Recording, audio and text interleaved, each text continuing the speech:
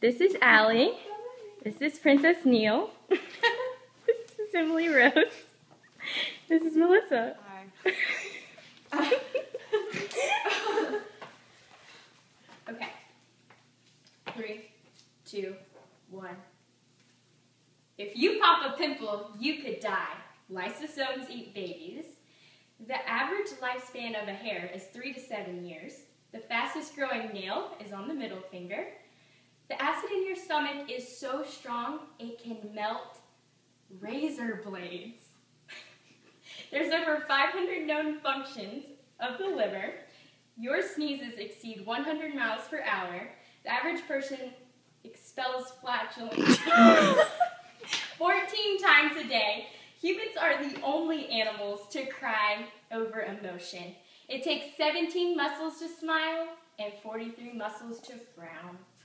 These are all random facts that a nurse practitioner may know, which is the occupation I'm going to be informing you all on today. I am currently a nursing student at Liberty University, and I'm aspiring to be a nurse practitioner. Useful information to know in order to understand this occupation would be their responsibilities, the credentials needed to become a nurse practitioner, and the occupational outlook.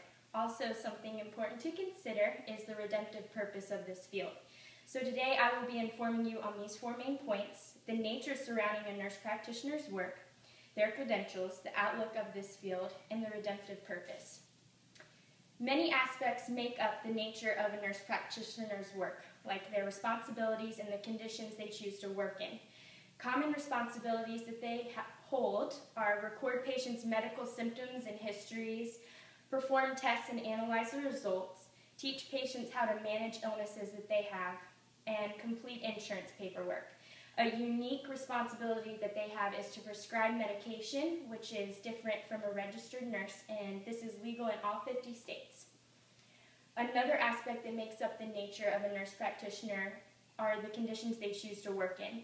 It can be anywhere from a clinic and a hospital to a college or a certain organization. They can even choose to have their own practice, which 15% of nurse practitioners decide to do, according to explorehealthcareers.org. Of course, whatever conditions a nurse practitioner chooses to work in determines their schedule. The second point is that nurse practitioners have 2 steps to becoming what they are. They have to become a registered nurse, and then they have to complete a master's program. To become a registered nurse, there's 3 ways you can become a registered nurse. You can have a bachelor's in science degree, an associate's degree in nursing, or you can get a diploma from an approved nursing program, and then you must become licensed. Then after that, you become a part of a master's program, and obviously you have to graduate, and then you can be a nurse practitioner. The outlook for the future for a nurse practitioner has never been more excellent because there's an increase in technology and need in the world.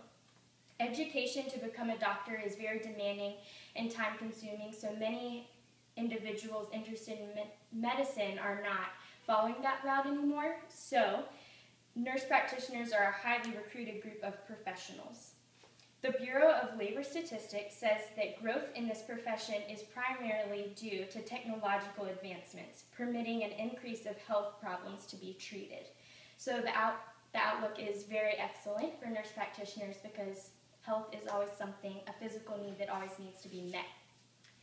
The most important point is the redemptive purpose of this occupation.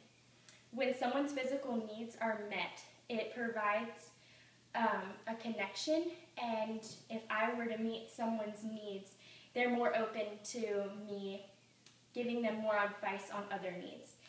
Maslow has an outline. It's the hierarchy of needs, and if the bottom needs aren't met, then the top ones... Come closer.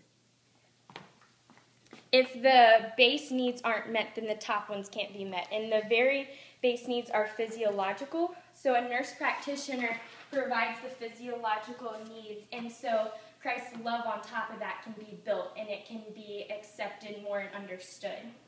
Jesus also follows this pattern as well. There were crowds around him all the time, and instead of just preaching the gospel to them, he constantly met their needs, and he healed people and fed the 5,000, and he had compassion on them. God values when we communicate the gospel to those who do not know.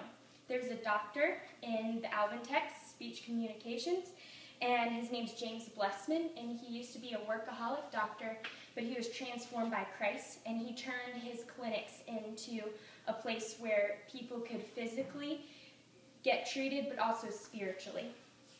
So to wrap this all up, nurse practitioners definitely have guided responsibilities, but vary on their location. With an average income of $75,000, their job outlook is excellent because of the decrease in primary care physicians. Education involves becoming a registered nurse and obtaining a master's. More important than just providing for the physical needs would be the spiritual. This vocation has a highly redemptive purpose, providing an avenue to share God's love. Although the nurse practitioner profession is valuable, when Christ becomes the guiding purpose, this profession becomes immeasurably more meaningful.